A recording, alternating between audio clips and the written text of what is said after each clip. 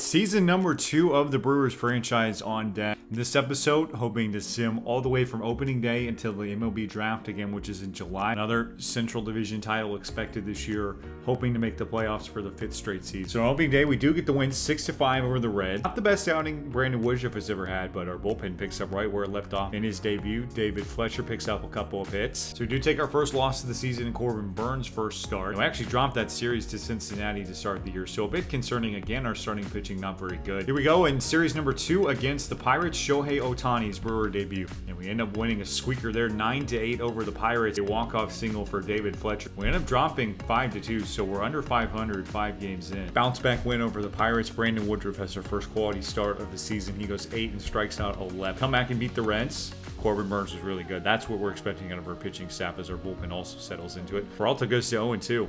Second start for Shohei Ohtani against the Reds, and we end up winning in extras. Jackie Bradley goes down with an injury. He's going to be out for a week. Lopes getting the call as a replacement. Derek Fisher and David Fletcher both come up big.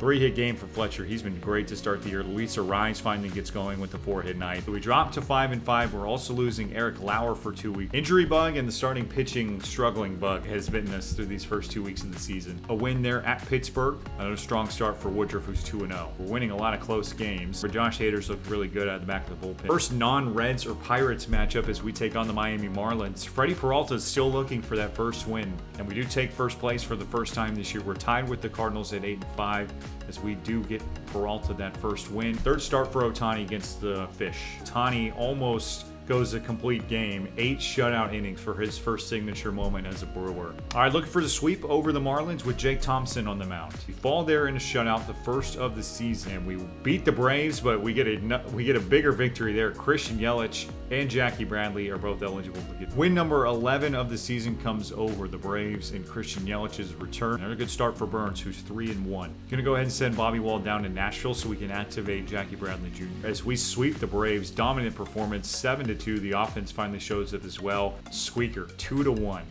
We take the victory. Ohtani dominant again. We keep the streak going, 5-1 victory. So a couple things I want to look at as we end the month. We're on a 5-game winning streak, playing really well, 14-6. Our run differential is plus 24. The Pythagorean win-loss has us in second place at 13-7. The thing I wanted to also check was the status of this trade. Probably our 2 best players and our 2 best batter and pitcher respectively in the month of April. Taking a look at how their players are doing from that deal. Justin Dunn off to a pretty solid start for them. Colton Wong not getting a lot of playing time. He's only played 2 games. He was hurt.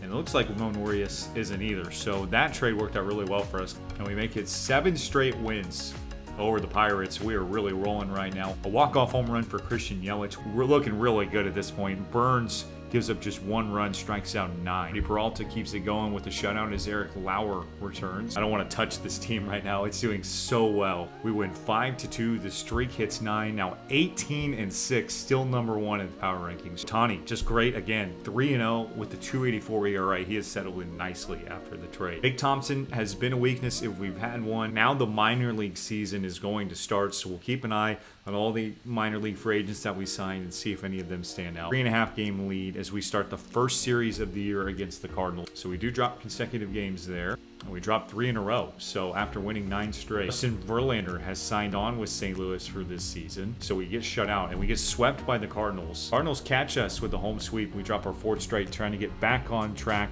A Shohei Ohtani start against the Diamondbacks at home. 5-2 win, still in first place. We pick up a game there on the Cardinals. Ohtani gets to 4-0. Jake Thompson picks up his first win of the season in a solid start, and we do get the sweep. So we're back on track, still got a game lead against St. Louis. Take a look at some of the league leaders. Again, the Dodgers had the best offense. The Padres have passed us as the best overall pitching staff, but we're right there in runs against and defensive efficiency. Corbin Burns also leads the league with 4 wins, and then Woodruff up there with 56 strikeouts. Our division is looking like the NL West last year, where there were 2 dominant groups that both finished with over 100 wins. We've had tough tests against the Braves and Cardinals, but other than that, we have just used these 3 teams as our punching bag. Also taking a look at some of the stats around the league.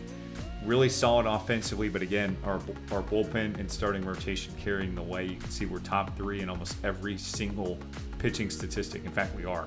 3-game lead on the Cardinals as we open up a series with their in-state rival. It was Brandon Woodruff with another good start, and we keep it going, but we do lose Lorenzo Cain, ironically, in Kansas City. We get 2 in the ninth to come on and win.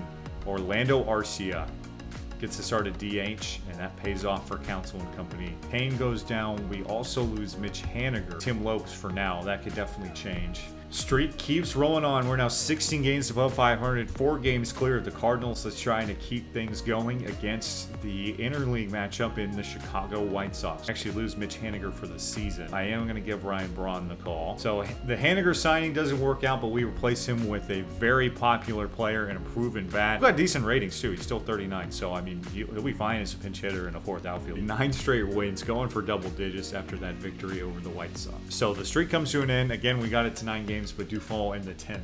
We lose consecutive games there as Simmons' injury is only day-to-day. That's good news. But we do fall in a series to the White Sox. We fall 3 straight. So we saw this exact same thing happen earlier where we won 9 straight and then lost 3 in a row. We bounced back in a huge way. 9-1 victory there, so we don't let it keep us down. Another win.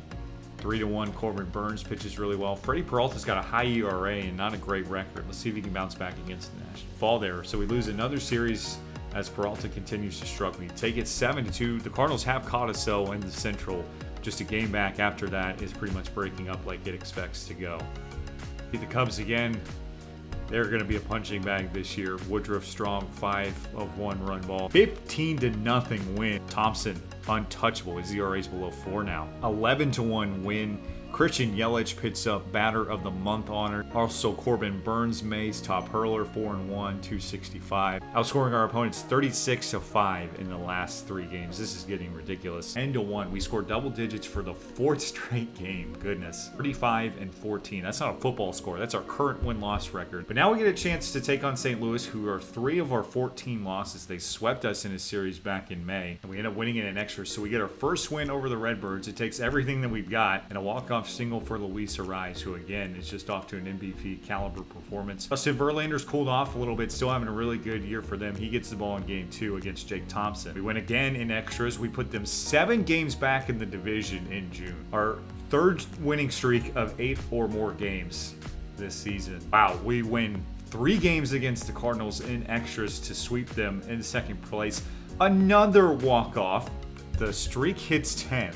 As we top the Giants in the series opener. We keep it going at home. No walk-off necessary this time. Now opened up a 9-game lead on the Cardinals, who are still 7 games above 500. So we do see our win streak come to an end. Ohtani's 10-game winning start streak comes to an end as he takes his first loss of the season.